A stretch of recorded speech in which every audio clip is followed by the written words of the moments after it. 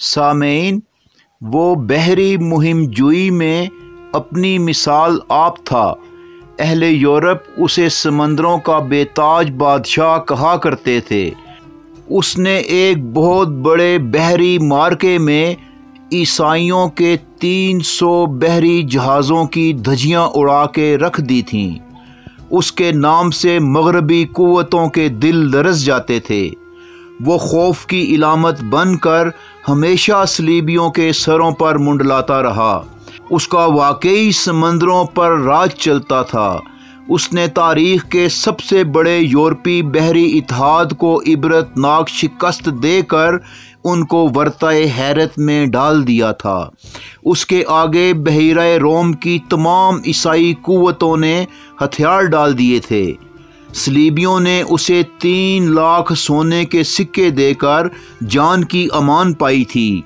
उसने जजीरों के जजीरे और बंदरगाहों की बंदरगाहें फतह करके दुनिया वालों की आंखें खोल दी थीं। वो सारी ज़िंदगी मौत बनकर हिस्पानवी और इतालवी बहरी जहाज़ों का पीछा करता रहा। रोमी और फ्रांसीसी उसे नाकाबिले शिकस्त समझते थे। बहिरा रोम की मशरकी सिमत में मराकश की पहली मुसलमान बहरी कज़ाक मलका सैयदा हुर्रा और इसके दरमियान इत्तेहाद कायम होने के बाद यूरोप का कोई तजारती बहरी जहाज़ इन्हें टैक्स दिए बगैर गुजर नहीं सकता था।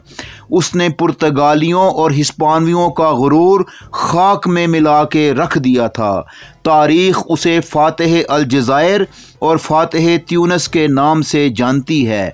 उसकी बनाई हुई बहरी फ़ौज 3 सदियों तक बहरे ओकियानूस से लेकर बहरे हिंद तक बिला शरकत गैर पानियों पर हुक्मरानी करती रही। वो तारीख़ इस्लाम का एक ऐसा सरमाया और फ़ख्र है कि जिस पर जितना भी नाज किया जाए कम है, लेकिन हॉलीवुड की फ़िल्मों में उसे सिर्फ़ एक बहरी लुटेरा और नहायत संगदिल शख्स के किरदार में पेश किया जाता है और असल हक़ाइक़ को छुपाकर मन घड़त किस्से उसके नाम से मंसूब किए जाते हैं। नाम तो उसका खिज़र बिन याकूब था, लेकिन तारीख़ आलम में उसने खैरुद्दीन बारबरोसा के नाम से शोहरत पाई। वो 1478 को यूनान के एक जजीरे लेस्बोस में एक तुर्क जहाज़रां याकूब ओगलो के घर पैदा हुआ।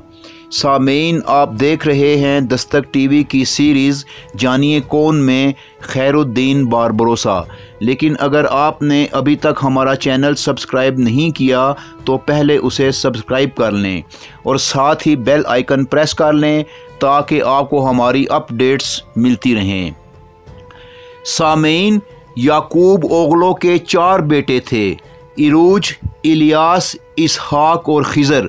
बाप की वफ़ात के बाद चारों भाइयों ने जहाज़रानी ही को अपना पेशा बनाया और तजारत के साथ साथ बहरी कज़ाकी भी शुरू कर दी।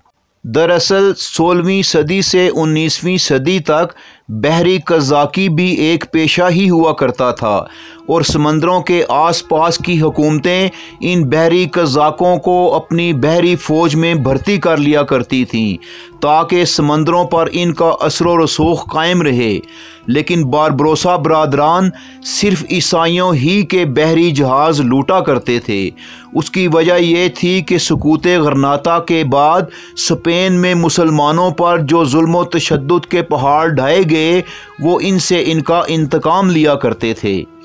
1504 से 1510 ईस्वी तक स्पेन से अपनी जानें बचाकर फरार होने वाले मुसलमान निहत्ते मुहाजिरीन को बहरी जहाज़ों और कश्तियों में सवार करके ये उन्हें शुमाली अफ्रीका पहुँचाते रहे।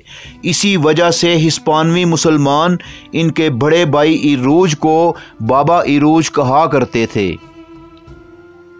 चूँकि इन दोनों भाइयों की दाढ़ियाँ सुर्ख थीं इसलिए इन्हें बारबरोसा बरादरान कहा जाता था। इतालवी ज़ुबान में सुर्ख दाढ़ी को बारबरोस कहते हैं। जबकि सल्तनत उस्मानिया के सुल्तान सुलेमान ने मुसलमानों की मदद करने की वजह से खिज़र बिन याकूब को खैरुद्दीन का लक़ब दिया और यूं वो खैरुद्दीन बारबरोसा के नाम से मशहूर हो गए। 1516 ईस्वी में बारबरोसा बरादरान ने एक ज़बरदस्त बहरी मार्के के बाद अलजायर पर कब्ज़ा कर लिया और बाबा इरूज इसके हुक्मरान बन गए और यूं एक मुस्लिम रियासत की दाग बेल डाली गई। फिर सल्तनत उस्मानिया की पेशकश पर अलजायर को उसका हिस्सा बना दिया गया। फिर सुल्तान सलीम अव्वल ने इरूज बारबरोसा को अलजायर का तुर्क हाकिम और खैरुद्दीन बारबरोसा को बहिरा रोम का गवर्नर बना दिया। 1518 ईस्वी में इरूज बारबरोसा, जिनका पहले ही जंग के दौरान एक हाथ ज़ाया हो चुका था, हिस्पानवी ईसाइयों के एक शदीद मुहासरे में शहीद हो गए। इसके बाद खैरुद्दीन बारबरोसा ने अपने भाई की जानशीनी संभालते हुए अपनी बहरी सरगर्मियाँ मज़ीद तेज़ कर दीं। 1519 ईस्वी में इनका एक ज़बरदस्त मार्का हिस्पानवी और इतालवी बहरी फ़ौजों से हुआ, जिसमें इन्हें ज़बरदस्त फतह हासिल हुई और उसके बाद वो तमाम बहरी कज़ाकों के सरदार बन गए और साथ ही इन्होंने ज़मीनी फ़ौज भी भर्ती करना शुरू कर दी। 1522 में इन्होंने सेंट जॉन के नाइट्स को, जो सलीबी जंगों की पैदावार थे, शिकस्त देकर इनका मरकज़ रोड्स का जजीरा फ़तह कर लिया। 1524 ईस्वी में अपने ख़िलाफ़ बगावत की वजह से खैरुद्दीन बारबरोसा को अलजायर छोड़ना पड़ा, लेकिन 3 साल बाद उन्होंने दोबारा अलजायर पर कब्ज़ा कर लिया। फिर इसके बाद इन्होंने कई जजीरे फ़तह किए। 1529 में इन्होंने मज़ीद 70,000 हिस्पानवी मुसलमानों को कैद से छुड़ाकर सलीबी फ़ौजों से बचाते हुए शुमाली अफ्रीका पहुंचा दिया। इस मुहिम में इन्होंने तुर्की से लेकर स्पेन के साहिल तक कई मगरबी क़ुव्वतों को शिकस्त दी, जिनमें पुर्तगाल और इटली सरे फ़हरिस्त थे। 1537 तक खैरुद्दीन बारबरोसा ने कई जजीरे और बंदरगाहें फ़तह करके खिलाफत उस्मानिया में ज़म की। इन मुसलसल फतूहात को देखते हुए इन्हें खिलाफत उस्मानिया की बहरिया का ग्रैंड एडमिरल बना दिया गया। इस सूरत हाल को देखते हुए पोप स्वयं ने 1538 में मगरबी क़ुव्वतों का एक मुक़द्दस सलेबी इत्तेहाद बनाया, जिसमें पापाई रियासतें, माल्टा के नाइट्स, जेनेवा, स्पेन, पुर्तगाल और वीनस शामिल थे।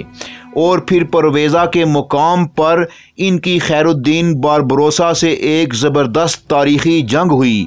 इस बहरी जंग में खैरुद्दीन बारबरोसा ने दुश्मन के 300 जंगी जहाज़ों को इबरतनाक शिकस्त देकर ईसाइयों की कमर तोड़ के रख दी।